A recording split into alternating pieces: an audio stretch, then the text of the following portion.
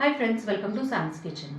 Friends, आज आपण आहे ना पारंपरिक पद्धतीची आमटी करणार आहोत. ते आहे उडदाच्या डाळीचं घुटं, म्हणजेच उडदाच्या डाळीची आमटी. आता ही जी उडदाची डाळ आहे ती प्रोटीन्स तर त्याच्यामध्ये कंटेंट्स आहेच आहे, पण आत्ता थंडीत हे ना जी आमटी आहे ती करणं फार महत्त्वाचं आहे. कारण आपल्या शरीराला उष्णता देते, एनर्जी देते आणि महत्त्वाचा याचा फायदा म्हणजे हाडांसाठी, बोन स्ट्रेंथसाठी खूप फायदेशीर आहे. 3, 2, 1. उडदाचं घुटं करण्यासाठी आपण आहे ना रेग्युलर आपली जी उडदाची डाळ असते ती घेतली आहे. इकडे मी आमटीची वाटीचे आहे ना आपण प्रमाण घेतलेले आहे, तेवढी 1 वाटी आपण डाळ घेतलेली आहे. आता आपण आहे ना कुकरला लावायच्या आधी आपण ही डाळ आहे ना तेलावर थोडीशी खमंग भाजून घेऊयात. एका कढईत 1 चमचा आपण तेल टाकून घेऊयात आणि ही जी डाळ आहे ती टाकून खमंग अशी ना थोडीशी आहे ना असं लालसर किंवा गुलाबी अशी परतून घेऊयात.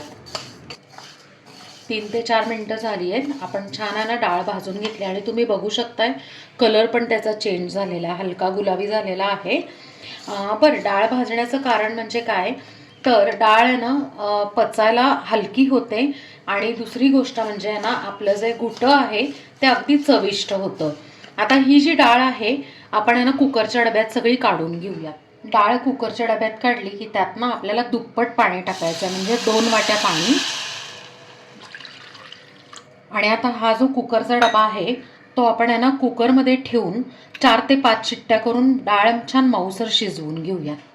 घुटासाठी आपल्याला ना एक वाटण लागणार आहे. मिक्सरचं छोटं भांडं घेतलं, त्यात ना पाव वाटी सुक्या खोबऱ्याचे काप, 5-6 लसूण, अर्धा चमचा जिरे, पाव वाटी कोथिंबीर, 4-5 हिरव्या मिरच्या जाडसर वाटून घेऊया.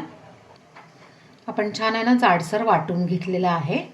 आपण 5 शिट्ट्या करून आहे ना डाळ छान शिजवून घेतलेली आहे. पण आता काय करायचं आहे की ती मिळून येण्यासाठी आपण असा बत्ता वगैरे घ्यायचा आणि छान असं ना क्रश करून घ्यायची, किंवा अजून एक करू शकता, ह्याच्यातली ना थोडीशी डाळ काढायची बाजूला आणि मिक्सरमधनं थोडीशी आहे ना जाडसर अशी वाटून घ्यायची आणि मग ह्याच्यात मिक्स करायची. म्हणजे काय होतं की डाळ छान मिळून येते. ही ना थोडी स्मॅश झालेली आहे, पण मिळून येण्यासाठी आपण काय करूयात, थोडीशी डाळ ह्याच्यातली ना अशी बाउलमध्ये काढून मिक्सरमध्ये छान बारीक करून घेऊन मग मिक्स करू. ह्याच्यात डाळ वाटून आपण आहे ना ह्याच्यातच मिक्स केलेली आहे. ज्या ह्याच्यात ना वाटण केलं होतं ना त्याच मिक्सरमध्ये आपण डाळ वाटून केलेली आहे. आणि बघा आता छान एकत्रित झालेली आहे, म्हणजे मिळून आली आहे. आता आपण फोडणी करायला घेऊया.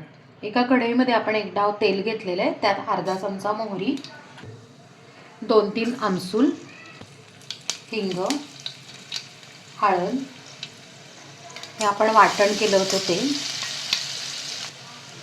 हे वाटण आता अगदी 30 सेकंद आपण परतून घेऊया.